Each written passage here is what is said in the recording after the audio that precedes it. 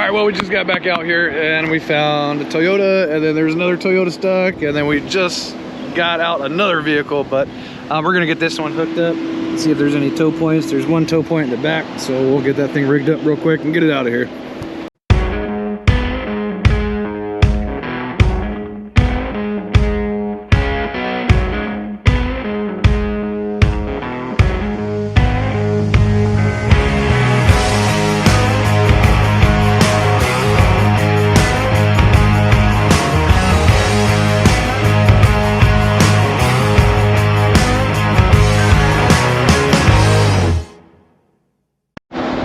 It's already getting to be a cluster over here, but a common mistake right now is not turning traction control off. So I told him, you know, turn traction control off, see if it'll back up.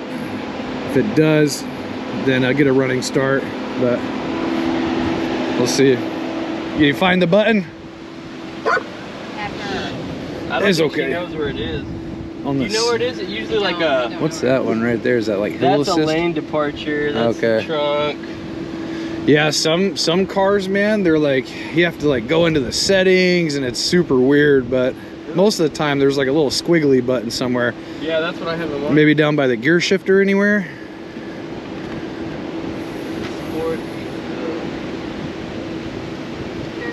That's annoying. Why don't they just make that? I know, my lady's Volkswagen, dude, is like, you can't turn it off. Yeah. It's but either way. I think you might have found it. No, I haven't. I think it is. All right, we got it hooked up. Show you guys where we got it hooked up real quick. This one's a little bit different. There wasn't a tow point on the back. Well, there is, but there isn't. There's this little thing, but it's not even wide enough to get a D-ring through, so we went straight to the you know, center section. Right through there, D-ring, axle strap. Again, that's why it's good to have axle straps. Problem is this F-150's over here is stuck now, so his access out of here is gonna be a little difficult. But let's get this pull.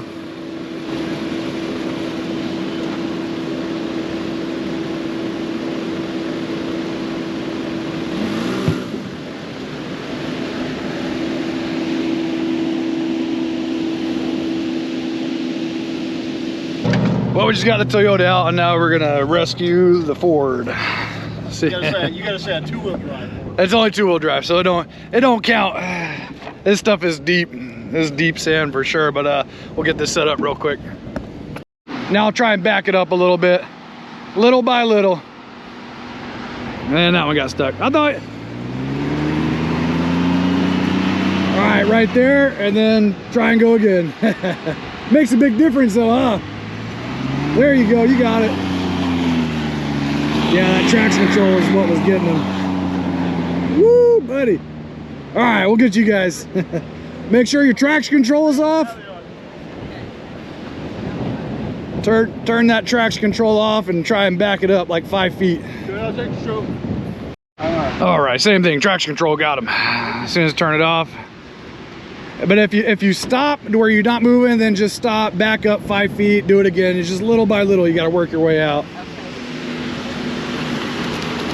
Full ham now, there you go. Now, yep, just go for it.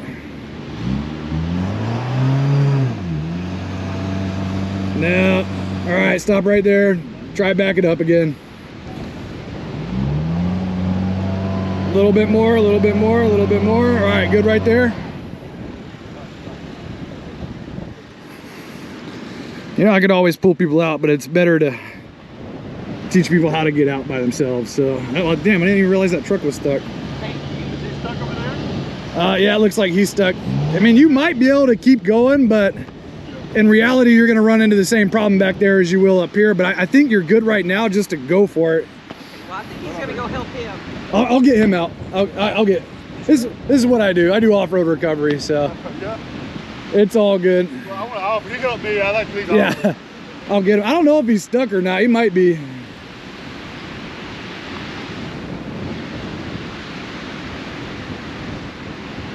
Yeah, he's stuck too. That two-wheel drive. All right, well. This is why I love this place. I said it in the last video. It just is never-ending action out here, guys. It's never-ending. I was thinking about moving here. The only problem is there's nothing else to do around here besides the beach and recoveries. But let's push.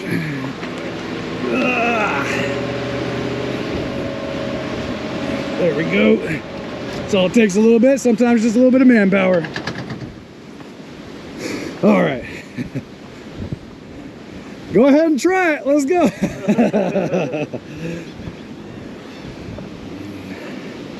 If it doesn't make it, I'll hook up the rope and pull it. It's not a big deal, but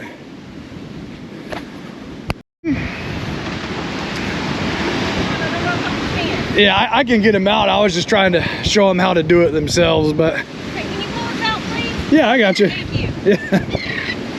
Yeah, that's not a problem. When I saw it all buried over there, it's like I just want to turn around and everybody's trying to pass me up and I come around here, turn around and go. It's been like 5 people stuck in 10 minutes. It's like we can't drive in this. I don't have 4-wheel drive. You make sure your traction control is off, and that'll help out a lot. But you got tow points in the front? No, you got a trailer. Got a hitch in the back. Yeah, I'll bump you out backwards, and then if are you gonna try and make it back out? I just want to hit the road and get the hell out of here, honestly. Okay, no problem. Loose sand ain't a place for rear-wheel drive. Sure. I'll pull it back out and then just get you like a running start and do like 20 miles an hour through it, and you should be good. If you get stuck again, then I'll get you out. But you don't. Yeah, there's no tow points in the front, but you can always go down to that way. It's a little bit easier access out of there. This is like drive all down the coast front. Yeah, this is the worst spot out here. So if you go like a mile and a half down, kind of where that building is, it'll cut to the right and you can get out over there. Is it all hard packed along the coast? Yeah, the closer you stay to the water without getting in the gray stuff. We'll get it. Let me go ahead and try and reverse real quick. Let's see if you can at least maybe get out under your own power.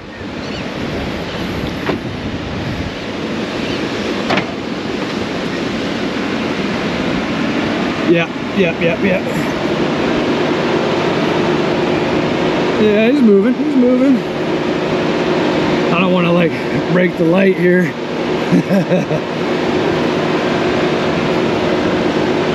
Yeah.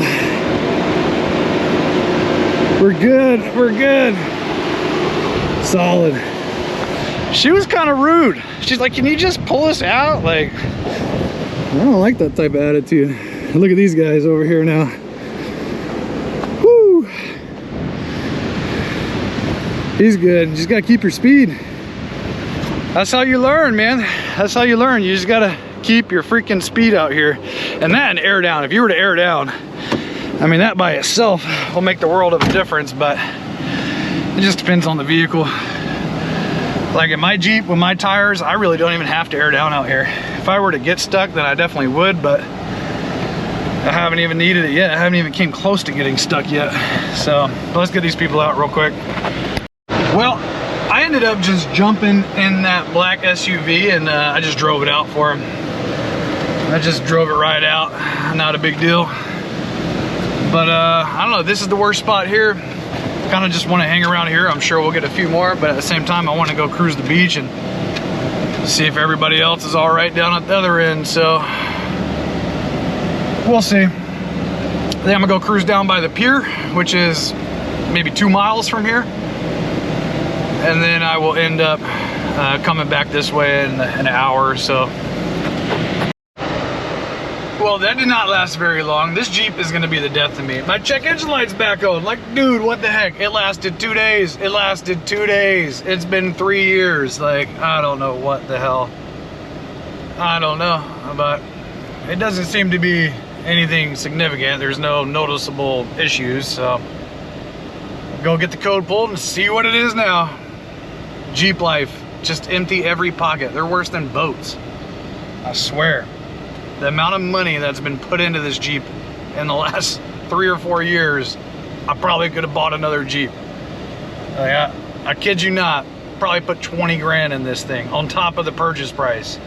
And that's not even all the mods and stuff, but a good chunk of that, the bulk of it, is repairs and maintenance. But it's the price you pay when this is what you do for a living. But looks like we got a stuck car over here. Let's go get him. We got one of another local guys out here. He's in the 361 off-road group, and he does a ton of recoveries. He was out here with us yesterday, so we'll get him on video this time. I never mind letting somebody else do the recovery. That just saves the strain on my Jeep. I've done my fair share. I am not greedy. If somebody else wants to do it, by all means, as long as you're doing it right, you go for it. Be my guest, especially when it's a car.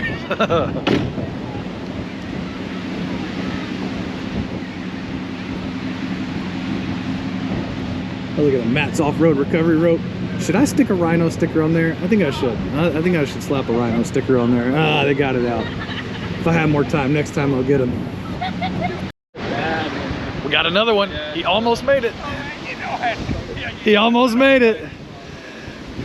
We were like, he's got it. He knows what he's doing. He almost made it. Yeah, I think traction control got you is what it looked like. Oh, yeah. I saw the wheels starting to skip and turn. Looked like traction control was starting to kick in. That's the first time here and all. And oh, shit, it ain't that bad. It's going to be like Galveston. Holy shit. It's deep out here, man. Totally different. It's Totally deep. different. You almost had it, though. You were close. Quite close. We're gonna let Andrew get this one out, and What's up? he should be able to make quick work of it. All right, you're gonna have to put the car onto the wheel. He's got himself a little mini toe strap, which actually works well. Basically serves the same purpose as an axle strap for what I use. The whole point is just to have something small and thin that you can get in under those control arms. That's always the tightest spot. Let's see how this 1,600-pound strap holds up. Yeah. Never use it for something like this, but That's it's probably the working load limit is 16. I imagine it's rated for at least 4 or 5. just saying, this shackle's not too small. Gotta go bigger. Little mini D-ring. Little D-ring. Yeah, all that stuff is usually rated just fine for cars. That's a big old soft shackle. Oh yeah. I think it's huge. Rated for 15,000 pounds. More than that. Oh, that's 15,000 working load. That's probably a 50,000 pound brake You strength can on get it. these at Truckers Equipment in Corpus Christi, Texas. You're better off just buying a Rhino one. Nah. Nah, for the big shit, you can use this. I will get a Rhino one though. Yeah. Is there any place along all this strip here that you can't pull out on the beach without sinking up like this? Yeah, if you go down, when you get out and go to the right, maybe a half a mile down, there's an easier entrance. That it's not as deep as this. Straighten your wheel? Yeah. All right, I'm gonna put it in drive. Yeah. That yank happens, you're gonna give a little bit of gas. Okay, it's not gonna be a yank, but it's gonna be a little bit of a pull. Ready? Yes, sir. Go right ahead. Make sure the rope is good, no knots. Always Stretch it out a pull it out to the right, that way you can see it in the mirror. Yep. Where you going, left or right? I think he's just gonna go straight for now. On you straight. Once you get out, Pull me on out. He can pull me on out. That might be best bet. we'll get you out to the hard pack, and then you can probably just go down that way. All right, nice and easy.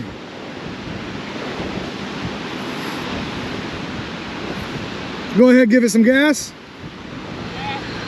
Yeah, that works. Easy peasy. He's gonna run over the rope. Yeah, he's doing good. He's doing good. Not too bad. That's always the biggest concern, is keeping the rope tight so it doesn't get ran over. Oh, he's gonna run over it. I got it. He did good. He's good. He knows what he's doing. He's solid. I was watching him come in. You could tell he was doing 20 miles an hour getting in, but the traction control engaged. Yeah, that was perfect. Nice and easy. Seeing him use that soft shackle, I can't have that around here. We're the Rhino Mafia, so you know what I do. I'm gonna hook him up with a freebie. Give him a free soft shackle. This kid does a lot of recoveries out here, so we'll get him some Rhino gear. Oh, are they gonna make it? Are they gonna make it? I'm telling you, it doesn't look as bad on camera, but this stuff is soft. Andrew, you gotta be using this, man.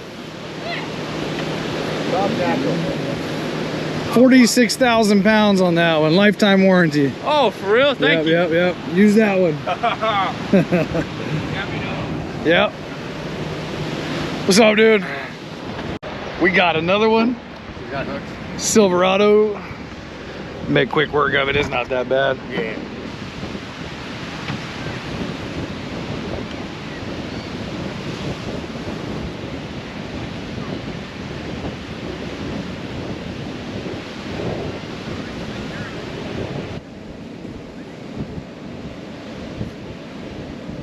I appreciate you, man. Not a problem.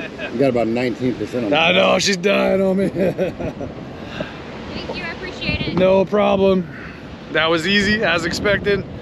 They usually are. It's not very often you get like crazy recoveries out here. I mean, unless they really sit there and just bury it, but majority of the time people get a little bit stuck and then they stop. But there definitely are some times where people just keep spinning the tires. But waiting for it to get dark, hang out here for another hour or so. I really want to use all my lights. I haven't had too many chances to turn on all my light bars and all my lights and stuff yet. You know, I just got them installed last month, and then I haven't had my Jeep for a month. So sun's going down. We're gonna turn these lights on and cruise the beach a little bit. She's moving, there you go. There it come on. You guys taking off? Yeah, I'm getting my evening walk in the deep sand, and then we're gonna head out. Gotcha.